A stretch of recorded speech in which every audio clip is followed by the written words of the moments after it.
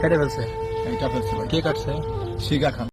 Hello guys, মই আবার আইয়া পড়ছি নতুন কাহিনী নিয়ে। বাংলাদেশের জুনিয়র সাকিব খানের পুরুষাঙ্গ কেটে ফেলল তার স্ত্রী। কিসের জন্য কাটছে সে বিষয় নিয়ে আজকে আলোচনা করব।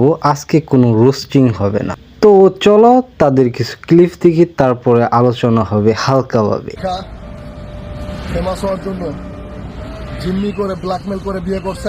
আমাদের এইটা আগে বলো, তোমাকে কি করে ব্ল্যাকমেল করলো?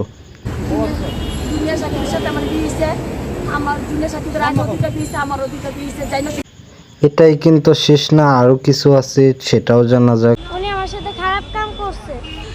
তোমার সাথে কি এমন খারাপ কাম করছে? আমার সাথে খারাপ কাম করছে, বুকে হাত দিছে আর হলো আপনার লিপ কিস করছে। আর যখন আচ্ছা বাবু, তুমি কত বয়সের যুবতী সেটাই জানার বিষয়।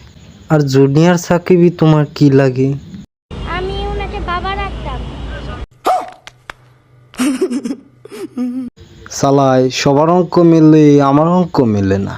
এইটা কোনোভাবে সম্ভব?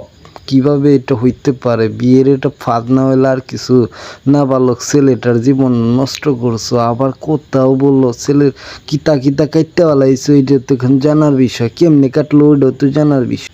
তো চলো গাইস, আমরা দেখে আসি কেমনে কিতা করছে। তার স্বামীকে মধ্যরাতে কোনো এক সময় বিয়ারের সঙ্গে ঘুমের ওষুধ মিশিয়ে খাইয়ে দেন। ঘুমিয়ে পড়লে ভোরে কোনো এক সময় তার গোপনাঙ্গ কেটে ফেলেন শিখা।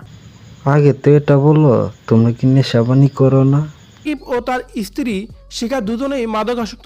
আব্বে সালা, আমার প্রশ্ন হইল যে যার মেয়ে তার নামে এমন বাজে মন্তব্য রাখ, সেই মানুষটা কত ভালো হইতে পারে? আব্বে মাদার চুদের দল, গাঁজা মদ খাইয়া শুয়ে থাক, তোমাদের অবস্থা তো এরকম হইবই। আব্বে চালায় দুঃখে বাঞ্চুদ হয়ে গেছি। এগো যদি এরকম না হয়, কাদের উপর দুঃখ আসে, গালিও আসে, কিচ্ছুই বলার নাই। অডিয়েন্স যা বলে তাই।